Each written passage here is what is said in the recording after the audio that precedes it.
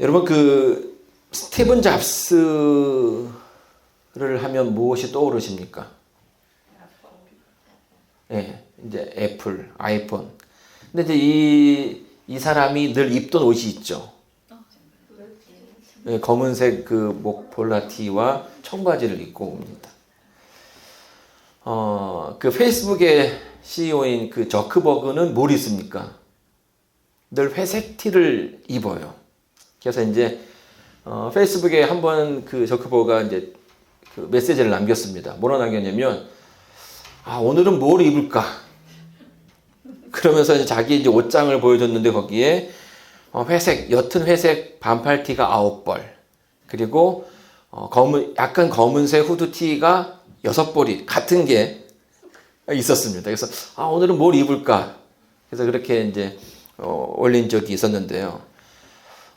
이상하죠? 좀 굉장히 똑똑하다라고 하는 사람들은 독특한 어떤 취향을 가지고 있는데, 이 두 사람은 어떤 공통점이 있냐면 자기가 입는 옷에 크게 신경을 쓰지 않는다라는 거예요. 자, 그 이유가 뭘까요? 왜 그 사람들은 늘 똑같은 옷을 입는 것처럼 보이는 걸까요? 그래서 이제 여러분 어떻게 생각하세요? 왜 그럴까요? 네, 보통은요, 이제 사실은 우리가 이제 아침에 일어나면서 보통 많은 선택들을 합니다. 결정을 해야 돼요. 내가 오늘 뭘 입을지, 뭘 먹을지, 뭘 신을지, 이런 것부터 시작해가지고 아침부터 계속 결정의 어떤 선상에 있는데, 이런 사람들은 이제 그런 자질구레한 것까지도 내가 선택하고 싶지 않다라는 거예요. 그러니까 거기에 내 에너지를 이렇게 빼앗기지 않고 그냥 해오던 대로 패턴대로 사는 것이 힘들지 않게 사는 방법이다라고 생각을 하는 겁니다. 선택하는 거는 굉장히 힘들어요. 그렇죠? 아주 자그마한 것도 늘 우리가 이제 고민하지 않습니까? 그래서 뭐 짜장면 집에 가면 뭘 고민합니까? 짬뽕을 먹을지 짜장면을 먹을지. 네, 이런 고민들을 우리가 이제 한다라는 거예요. 제가 이제 대학교 때 아르바이트 겸 학교에서 어떤 실습으로 책을 팔아야 했던 적이 있었거든요. 근데 이제 그냥 여지껏 공부만 하던 학생이 물건을 파는 게 쉬운 일은 아니잖아요. 그래서 이제 다 교육을 시켜줍니다. 사람을 만나면 어떤 이야기를 하고 또 어떻게 책을 팔아야 된다라고 이제 교육을 받는데, 그 중에 좀 이렇게 인상 깊었던 것은 질문을 계속 던지라는 거예요. 근데 그 질문에 대한 답이 yes가 나오는 질문을 던지라는 거예요. 왜요? yes라는 답을 계속 하다 보면 너 이 책 사줄래? 라고 이렇게 물어보면 그때에도 계속 해왔던 그 대답이 연결되어진다라는 겁니다. 그러니까 그만큼 사람들은 뭐 한다는 거예요? 깊게 생각하는 거에 대해서 크게 신경 쓰지 않는다라는 거죠. 그걸 잘 하지 않는다라는 거예요. 인류가 지금 달나라에 가서, 그렇죠? 거기에 흙이 어떻느니 이런 것들을 지금 탐구하는 그 시대에 이런 것들을 이루어낸 어떤 인류의 그 똑똑함, 그렇죠? 그럼에도 불구하고 사람들은 한편으로 굉장히 엉성한 부분들이 있다라는 거예요. 오늘 제가 말씀드린 것만 하더라도 그렇게 똑똑하지만 또 어떤 부분에서는 아주 간편하게 살고자 하는 그런 의지들이 있다라는 거죠. 근데 이제 그렇게 하는 이유는 그렇게 사는 게 뭐하다는 거예요? 경제적이다라는 거죠. 늘 이렇게 긴장하면서 살기보다는 그냥 예전에 살아오던 대로 사는 것, 그리고 다른 사람들이 하는 대로 사는 것, 그리고 그냥 대중이 이렇게 흘러가는 대로 사는 것이 가장 합리적이고 편하다라는 생각들을 많이 합니다. 자, 여러분, 예수님은 여러분에게 어떠한 분이십니까? 사람들은 예수님을 어떠한 분이라고 생각할까요? 오늘 이 두 질문은 예수님께서 베드로에게 했던 질문이었죠. 우리 마가복음 8장 29절 말씀을 한번 보도록 하겠습니다. 또 물으시되 너희는 나를 누구라 하느냐? 베드로가 대답하여 가로되 주는 그리스도이시니이다 하매. 예수님께서 베드로에게, 그러니까 사람들이 나를 누구라 하느냐라고 물어봤어요. 처음에는요. 근데 그 대답 가운데 뭘 했냐면, 베드로가 예수님을 사람들이 요한이라고 얘기하기도 하고요. 또 옛날에 구약에 있던 엘리야라고 얘기하기도 하고요. 또 어떤 사람들은 선지자 중에 한 사람이라고 얘기합니다. 이런 이제 얘기를 했죠. 근데 이제 거기에 그치지 않고 예수님께서 한 번 더 물으셨어요. 그 물음이 바로 지금 이 마가복음 8장 29절에 있는 물음이죠. 그러면 사람들이 그렇게 생각하는데 너는 어떻게 생각하느냐? 라고 묻는 거죠. 예수님께서 왜 베드로에게 다시 한번 물으셨을까요? 왜 너는? 이라고 물으셨을까요? 아마 그 배경에는 다수가 가고 있는 그 길이 정답이 아닐 수도 있다라는 이야기를 해주고 싶었다고 생각이 됩니다. 자, 누가복음 4장 14절로 15절을 보게 되면 예수님께서 한 마을로 향하게 되십니다.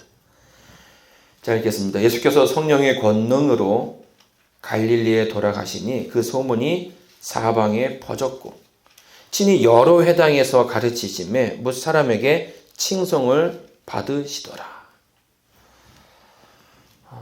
예수님께서 가는 곳마다 예수님께서는 아침부터 저녁까지 가난한 사람들을 도와주고 또 아픈 사람을 치유해 주시고 또 힘든 사람들을 위로해 주시는 그런 사역을 하셨어요.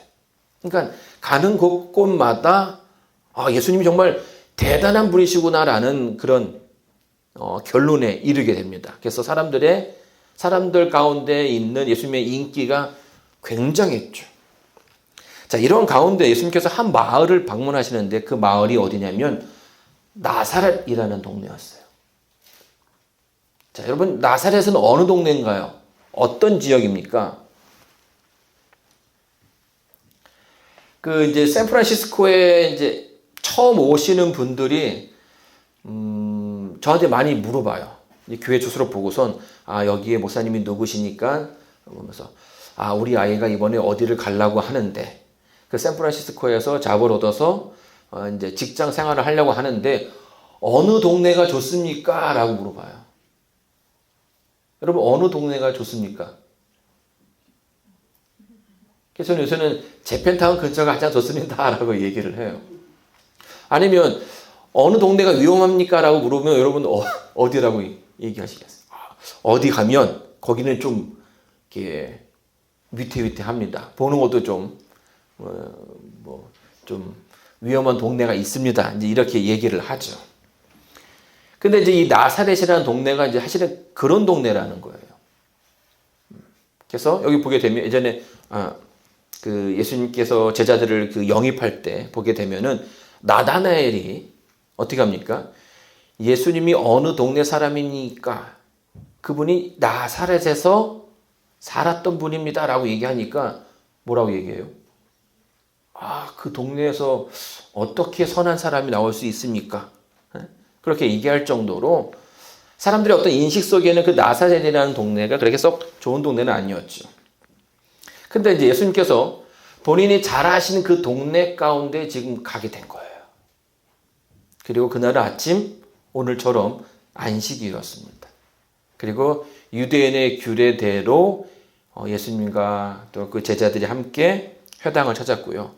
그 회당 가운데서 예수님께서 사람들 앞에서 성경 말씀을 읽어주셨어요.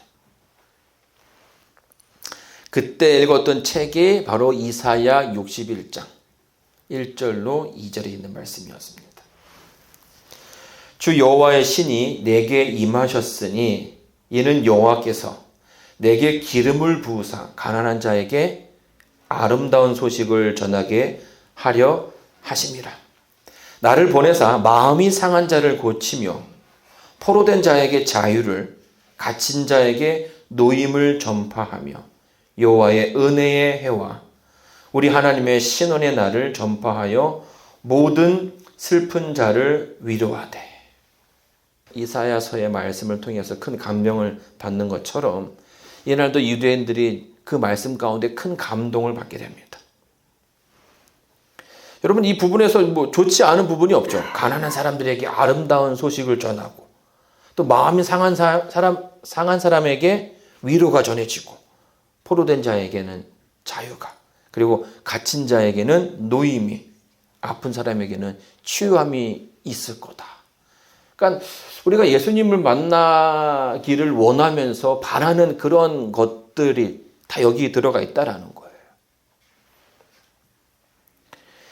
사실 이 말씀은 온 시대를 아우르는 그런 말씀이죠. 예수님 시대뿐만 아니라 그 후에도, 그리고 오늘날에도 이 말씀은 예수를 믿는 많은 사람들에게 아주 귀감이 되는, 감동이 되는 말씀이고, 또 하나님을 사랑하는 많은 사람들이 나도 이러한 삶을 살아야겠다라고 하는 그런 구절이 됩니다. 자, 근데요, 중요한 것은 예수님께서 이 말씀을 하시고 그 말씀을 들었던 회중들이, 유대인들의 어떤 그 반응이 갑자기 찬물을 끼얹는 것처럼 바뀌었다라는 거예요. 누가복음 4장 21절에 보게 되면 예수님께서 그 유대인들에게 이런 말씀을 합니다. 이에 예수께서 저희에게 말씀하시되 이 글이 오늘 너희 귀에 응하였느니라. 응하였느니라. 그래서 제가 이제 이 응하였느니라 라는 부분이 좀 어렵게 저 다가오더라고요. 그래서 이제 좀 쉬운 성경으로 쳐다보니까 여기에는 오늘 이 성경이 너희가 듣는 가운데 성취되었다라는 그런 표현이라고 합니다. 이 오늘 말씀이 너희들에게 성취가 되었다라는 거죠. 근데 여러분, 이제 그 누가복음 4장 21절 그 이후에 그러니까 19절에서 예수님께서 유대인들에게 읽어주었던 그 부분과 이사야 61장 1절로 2절에서 그 부분을 좀 비교해 보게 되면 예수님이 일부러 빼놓은 구절이 하나 있어요. 예수님께서 뭘 뺐냐면 신원의 날 전파하여 라는 그 부분을 빼왔습니다. 그러니까 은혜의 해를 전하는, 그리고 신원의 날을 전파하여야 한다는 그런 부분이 이렇게 두 개가 같이 나오는데, 은혜의 해는 이야기했는데 신원의 날의 부분은 뺐다라는 거예요. 이상하죠? 왜 그 부분은 굉장히 유대인들이 좋아할 만한 부분이에요. 이게 신원한다라는 것은 그 사람이 어떤 삶을 살았는지 옳고 그름을 딱 이제 판단해 주신다는 거거든요. 근데 여러분, 유대인들은요, 늘 마음 가운데 어떤 마음을 가졌습니까? 우리는 하나님의 선택된 백성이야. 우리는 저 옆에 살고 있는 사람들과 달라. 이런 생각을 가지고 있었죠. 그래서 유대인들이 늘 그 눈에 가시처럼 하나님께서 빨리 저 사람들을, 특별히 지금 그 당시 그 유대가, 이스라엘이 어느 나라에 그 속박이 있었습니까? 침략을 받았습니까? 로마라는 아주 큰 나라, 강력한 나라의 그 공격을 받았거든요. 이제 그 지배 아래 있는 거예요. 그러니까 늘 생활하면서도 하나님 빨리 저 로마 사람들을 없애주십시오. 빨리 저 나라가 망해서 우리 나라에서 나가게 해주십시오. 뭐 이런 기도들을 많이 했다라는 거예요. 근데 예수님께서 그 유대인들이 그렇게 바랬던 그 부분을 읽지 않으셨다라는 거예요. 대신에 은혜의 해라는 단어를 이야기하고 있습니다. 왜 그러냐면 이미 이 부분에서 예수님께서는 유대인들이 가지고 있는 그 생각을 한번 좀 바꿔줄 생각을 가지고 계셨던 거예요. 네가 그렇게 너는 옳고 저 이방인들은 틀리다라고 이야기하는데, 니들은 그렇게 생각하는데 그들 역시 그들에게도 하나님의 은혜가 필요했던 것처럼 지금 그 생각을 가지고 있는 너희들 유대인들도 뭐가 필요하다는 거예요? 하나님의 은혜가 역시 필요하다라는 거예요. 그래서 하나님의 자비의 날이 오늘 너희들에게 임하였고 너희들 역시 하나님의 그 말씀 가운데 뭐 해야 된다는 거예요? 결심하고 결정해야 된다는 얘기를 해주고 계십니다. 하나님께서 말씀이 전해지는 그 순간순간마다 그 말씀을 듣는 여러분에게도 그런 말씀을 하고 계셔요. 그냥 말씀 좋다 이거에 끝나는 게 아니라 그 말씀을 통해서 내가 어떻게 살아야 할지 내가 어떤 결심을 할지 그 순간순간마다 뭐 해야 되는 거예요? 우리가 그렇게 살기로 결정하고 예수님의 그 인도하심을 따라가야 되는 게 맞다라는 거죠. 근데 어때요? 그 말을 들었던 유대인들이 갑자기 마음이 상했어요. 기분이 안 좋아지는 겁니다. 그래서 이 누가복음 4장 20절을 보게 되면 갑자기 뜬금없이 이런 말을 합니다. 저희가 다 그를 증거하고 그 입으로 나오는 바 은혜로운 말을 기이 여겨 가로되 이 사람이 요셉의 아들이 아니냐. 굳이 저 사람이 내 앞에서 지금 말하고 있는 저 사람의 어떤 신분이 무엇인지가 궁금할 필요는 없죠. 그렇죠? 하나님 말씀 정말 감동적이다. 내가 그 말씀대로 살아야겠다라고 그 은혜 충만한 모습을 가지고 나가면 되는 거예요. 아무런 문제가 없습니다. 다른 마을들은 다 그렇게 했어요. 그래서 우리가 예수님처럼 살아야 돼. 그래서 서로 막 그 예수님의 기별을 전하고 했단 말이에요. 근데 이 나사렛에 있는 이 마을의 사람들은 정말 다 좋아. 근데 저 사람이 누구야? 있잖아요. 그 옆에 목수의 아들. 그 아들 아니냐고. 그리고 그들의 그 사람이 누군가에 대한 질문, 그 뒤에, 그들의 그 바뀌어진 어떤 심정을 어떻게 설명하고 있냐면, 29절을 보게 되면, 일어나 동네 밖으로 쫓아내요. 그 동네가 건설된 산 낭떠러지까지 끌고 가서 밀쳐 내리치고자 하되. 그러니까 상황이 완전 바뀌게 된 거죠.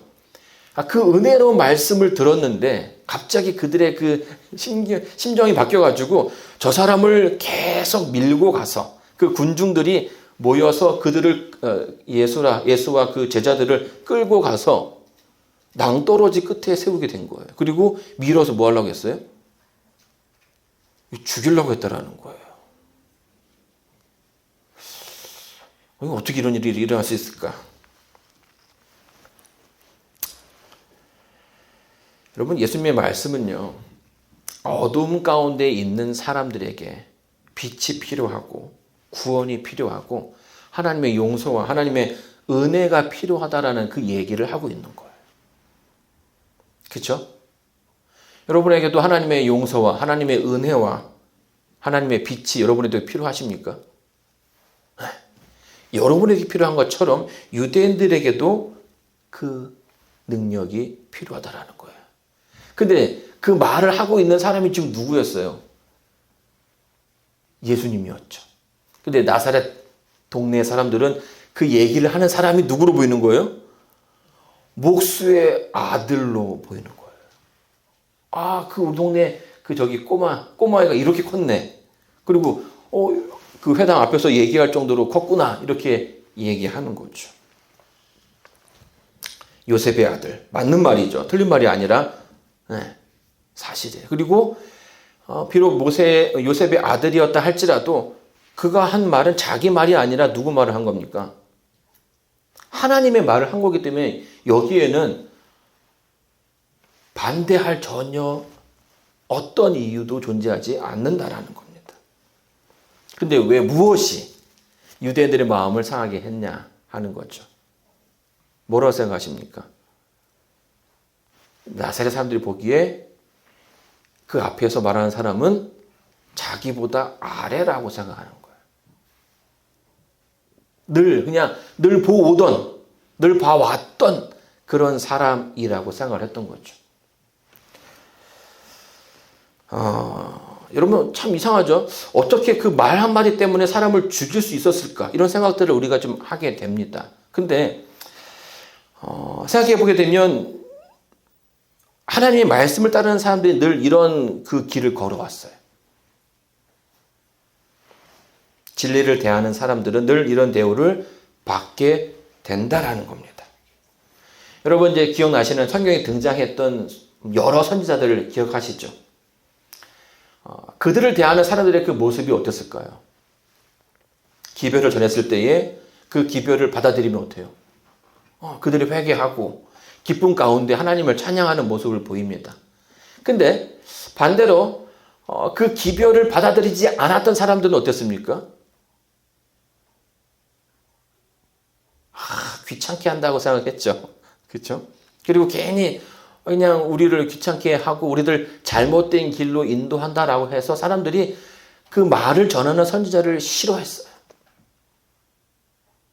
여러분 침례 요한이 어떻게 죽었습니까? 침례 요한이 목배임을 당해서 죽게 되었는데요. 그것도 그가 감옥에 간 이유도 그런 얘기인 거예요. 죄를 죄라고 얘기하고 하나님 말씀을 선포하는 그 일에 있었는데 그거를 받아들이지 않는 사람들의 마음에는 그것이 큰 부담이고 큰 짐으로 다가온다라는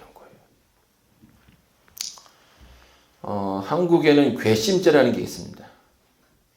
괘씸죄라는 말이 있죠. 이 사전을 보게 되면 이렇게 얘기합니다. 아랫사람이 윗사람이나 권력자의 의도에 거슬리거나 눈 밖에 나는 행동을 받는 미움이에요. 그러니까 아랫사람이 감히 윗사람한테 이게 맞았다, 이게 틀렸다 하는 이런 행동들이 위에 사람이나 권력자에게는 미움을 살 수 있는 일이 된다라는 거예요. 근데 여러분 자기보다 위에 사람이 하는 말은 그건 괘씸죄가 되지 않아요. 그건 뭐가 됩니까? 그건 조언이 됩니다. 그런데 나보다 낮은 사람, 나보다 어린 사람이 그 말을 하면 그 말이 맞아요. 맞아도 왠지 그 마음에 아픔이 느껴지죠. 그래서 이런 봐라 이런 생각들을 하게 된다라는 거예요. 그러니까 그 사람을 미워하게 됩니다. 그렇죠? 그리고 그 미움이 점점 커지게 되는 건데 나중에 그 말을 했던 나한테 어떤 결과가 이르게 될지는 아무도 몰라요. 근데 문제는 뭐예요? 내가 틀린 말을 한 게 아니라는 거예요. 맞는 말인데 내 위치가 지금 아래이기 때문에 그것이 상대방의 어떤 그 자존심을 건드렸다라는 거죠.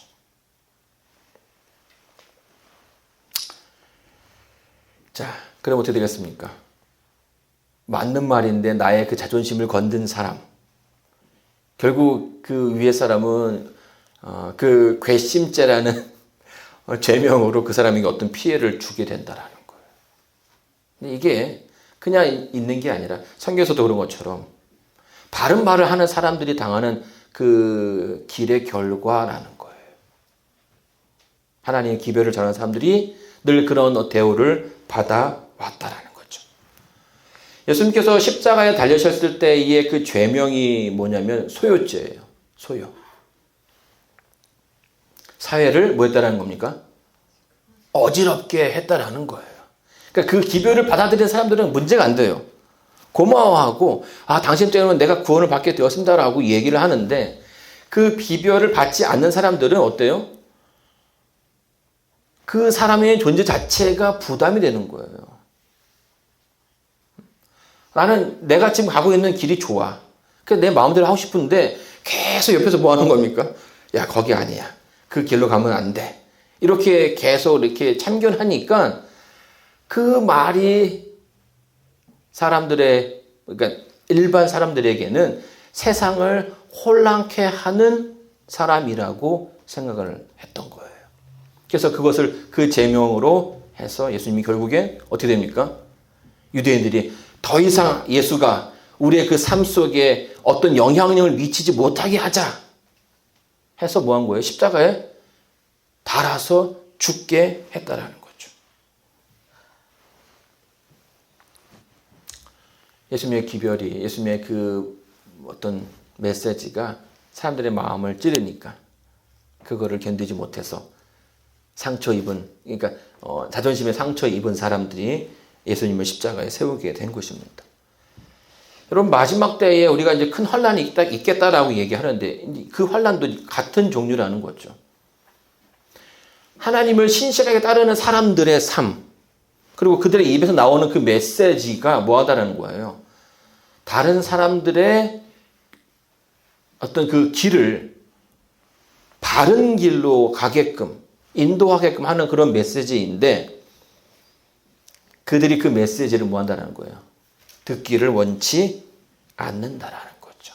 그냥 모든 사람들이 다 그렇게 가는 것처럼, 모두가 다 그렇게 흘러가는 것처럼 그 길에 그냥 서겠다라는 거예요.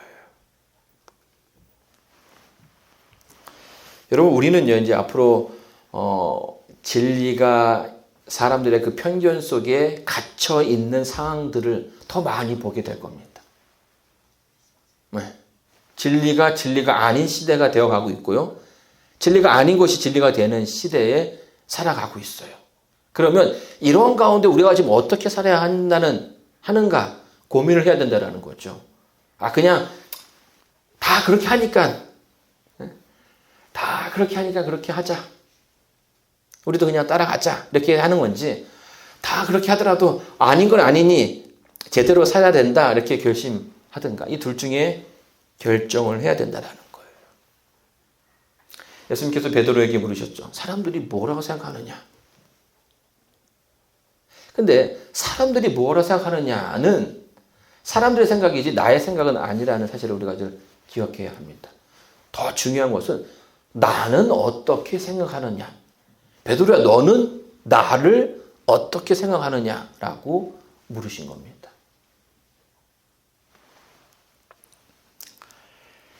여러분, 이제 그 베드로와의 대화 가운데, 그러면서 이제 그 나사렛 동네를 빠져나오게 됐어요.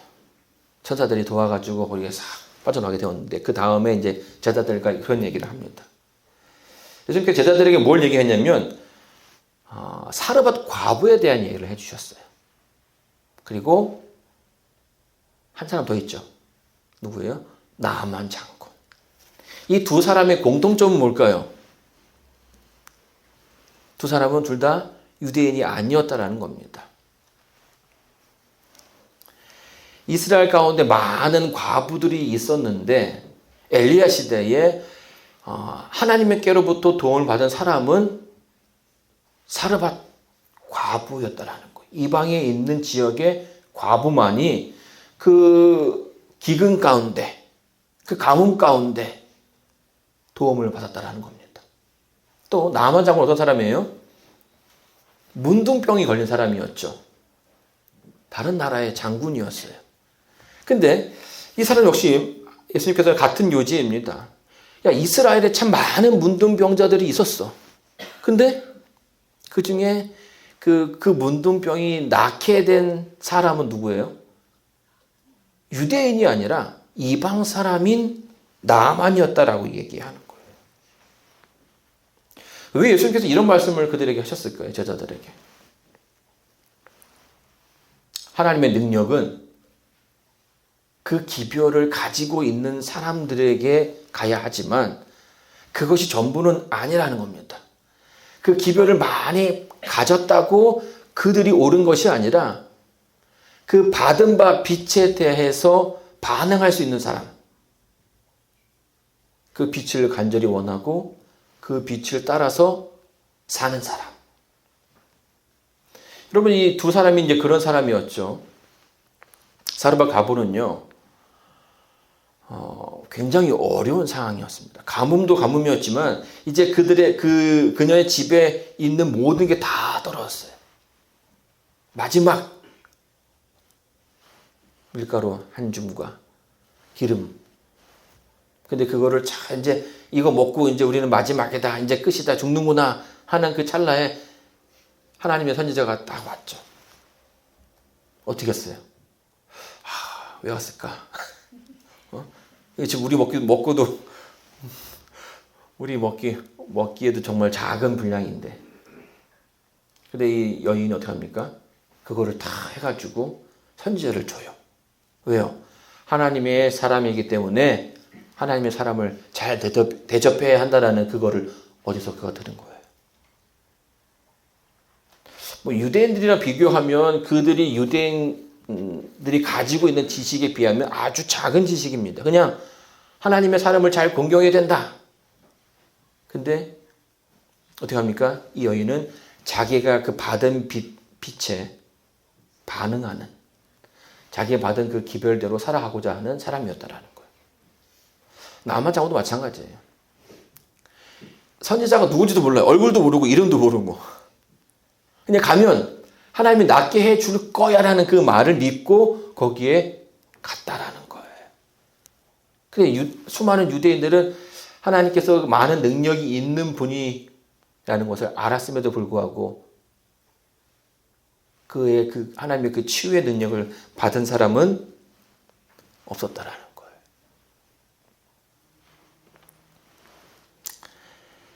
여러분, 우리가 종종 편견에 갇혀 사는 경우가 많이 있습니다. 그냥 사람들이 생각하니까, 사람들이 말하니까. 그리고 메시지보다는 그 메시지를 전하는 사람들이 어떠한 모습인지를 더 중요하게 여기는 경우가 있죠. 저 사람이 뭘 입었는지, 그 교회가 몇 층짜리 건물인지, 그 교회에 뭐가 있는지, 무슨 프로그램이 있는지, 이런 거에 더 치중하고 메시지보다는 그 메신저의 모습에 더 치중하는 경향들이 많다라는 거예요. 그러나 그 가운데 우리가 너무나 뭐합니까? 많은 실수를 하게 되죠. 그리고 정말 중요한 기별들을, 또 중요한 원리들을 놓치고 있다라는 거예요. 제가 이제 어릴 적에 인디아나 존스라는 그 영화를 본 적이 있습니다. 이제 여러 편 나왔던 것 같은데요. 그 세 편째 이름이 뭐냐면 최후의 성전이라는 뭐 그런 제목이었습니다. 근데 뭐 내용은 다 생각이 안 나는데 마지막 장면이 제가 기억이 나는 겁니다. 마지막에 뭐 나쁜 사람이랑 이렇게 인디아나 존스가 싸움을 하는데 정말 그 성배라고 하죠. 최후의 만찬 가운데 예수님께서 드셨던 그 포도즙이 있는 그 잔을 찾는 그런 영화였어요. 근데 거기에 보니까 아주 많은 잔들이 있는 거예요. 이 중에 하나를 골라야 되는 거예요. 뭐 수백 가지였어요. 근데 이제 그 나쁜 사람은 뭘 골라냐면 거기에서 가장 이쁘고 가장 큰 보석들이 이렇게 잘 붙어 있는 거. 저게 정말 최고다. 그래서 그걸 딱 들고선 거기에 있는 물을 마셨어요. 어떻게 됐을까요? 그 사람이 죽었어요. 그래서 이제 인디아나 존스가 자기도 이제 그거라고 생각했는데 이게 아니네 하면서 이제 고민의 시간이 되는 겁니다. 그 많은 것 중에 막 지금 아주 급한 상황 가운데. 근데 그가 뭘 골랐을까요? 여러분 기억하시는 분 계세요? 거기 보게 되면 인디아나 존스가 예수님이 어떤 분이었다는 걸 기억하게 됩니다. 목수의 아들이었죠. 그래가지고 거기에서 가장 투박하고 가장 낡아 보이는, 다른 것들은 다 뭐 쇠고 뭐 금이고 은이고 이런 것들로 만들어진 컵인데 나무로 된, 그 사람들이 막 만져가지고 막 이렇게 어떻게 뭐라 하죠? 그 때가 묻은 그 잔을 딱 골라서 마셨다라는 거예요. 제가 이제 어릴 적에 이 장면이 굉장히 좀 저의 그 머릿속에 남았다라고 생각합니다. 뭐예요? 보여지는 것이 전부가 아니라는 거예요. 그 본질이 무엇인지, 그리고 그 안에 무엇이 담겨 있는지를 알아야 한다는 거죠. 여러분, 나사렛에서 살았던 그 유대인들이 실수했던 게 그 부분이라는 겁니다. 하나님의 말씀은 온전하게 그들에게 전해졌는데 자꾸 그들이 뭐에 신경 쓴 겁니까? 저 사람? 우리 옆집에 살았던 사람인데 예수님의 요셉의 아들이고 장가 못 간 총각 아니야. 뭐 이렇게 받아들이니까 그 기별이 그의 그 마음 가운데 들어오지 못했다라는 거예요. 여러분, 예수님은 그러한 삶을 사셨어요. 이 땅에 오실 때에도 마을 구유에 태어나셨죠. 그래서 그분의 그 초림을 맞이한 사람이 많지 않았어요. 나사렛에서 자라나신 예수님. 그리고 자라난 동네도 그렇게 썩 좋은 동네가 아니었다라는 거예요. 그래서 내가 나사렛 예수라고 하니까 예수님께로 오려고 했던 제자들도 머뭇거렸던 그런 분이셨어요. 그리고 십자가에서 돌아가신 예수님. 여러분, 유대인들에게 십자가에서 달린 예수님의 모습은 그렇게 메리트가 있는 분이 아니었어요. 어떻게 하나님이 죽어? 아마 그 신은 좀 등급이 낮은 신일 거야 라는 생각을 가지고 있었고, 그것이 로마인들에게 예수님의 그 십자가를 받아들이기 어렵게 만들었던 상황이었다라는 거예요. 여러분, 예수님은 그의 본의 그 삶 자체가 편견 가운데 있는 삶이었습니다. 진리를 가지고 있음에도 불구하고 수많은 사람들의 편견 가운데 갇혀 있었던 거죠. 그분은 정말 흠모할 것이 없는 그런 분이셨습니다. 그러나 그분은 진짜이시죠. 우리에게 진짜 하나님의 아들이시고 진짜 기별을 가지신 분이셨고, 그리고 그분을 통해서 그 기별을 받은 사람들은 늘 구원을 받게 되었다라는 거예요. 사랑하는 성도 여러분, 오늘 우리가 살고 있는 이 시대는 참 복잡한 그리고 혼란스러운 그런 시대가 되어가고 있습니다. 그래서 하나님을 믿는 그 기별이 진리임에도 불구하고 편견 가운데 쌓이게 되고 또 수많은 사람들이 그것을 제대로 바라보지 못하는 시대에 우리가 살고 있습니다. 우리 샌프란시스코의 성도님 여러분들은 그런 편견 가운데 파묻히지 마시고 진리가 무엇인지 탐구하는 그 마음을 가지시고요. 늘 그 기별을 주시는 분이 어떤 분이신지 바로 알고 그 진짜를 찾는, 그래서 세상이 얻지 못하는 그런 구원을 여러분들 꼭 얻게 되기를 바라면서 오늘 말씀을 마치도록 하겠습니다.